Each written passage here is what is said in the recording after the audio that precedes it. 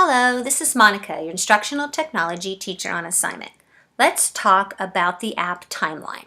So to get to the app, if you've downloaded it on your iPad, you're going to pull down in the middle and you're going to start typing the word Timeline, and as you can see, I've already been into this app.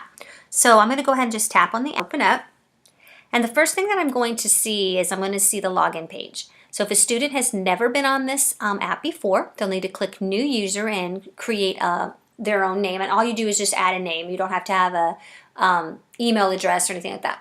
And if they have been on before, then they can just tap their icon and get started. So I'm going to tap Bob here.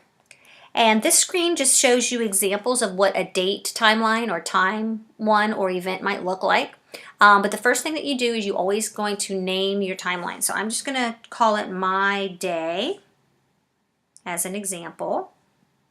And then I'm going to click Start. So I'm going to go ahead and add an event. So I can double tap anywhere or tap anywhere on the timeline. And first thing I'm going to do is label what is this event going to look like, or what is this image, or whatever it is I'm going to do, what is it going to look like on my timeline. So label, I'm going to actually do it by time. So I'm going to say 8 o'clock. How about a.m.? Okay.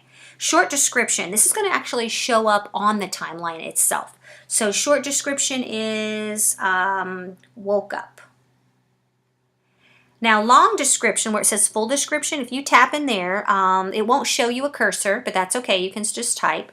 And you could actually put a sentence, I got up in the morning.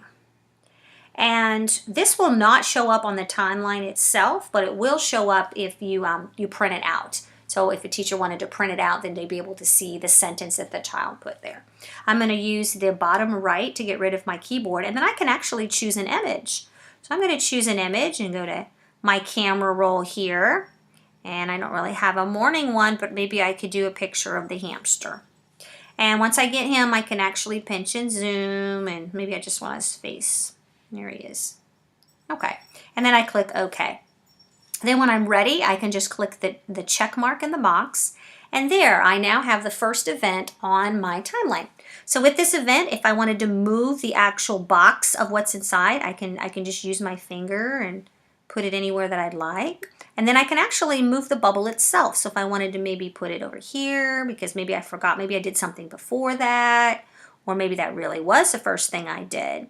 So I could put that. And then all I do is just tap the timeline again to do a second event.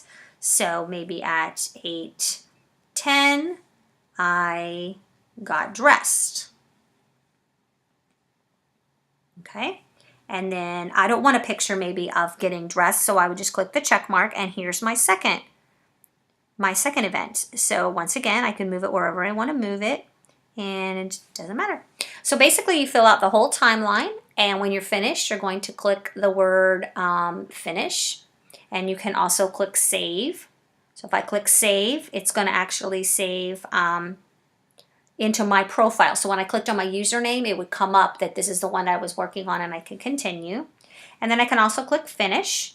And when I click finish, I can save it as a final, which means it's going to save into my photo album. I can save it as a draft. So there's actually two different ways to save.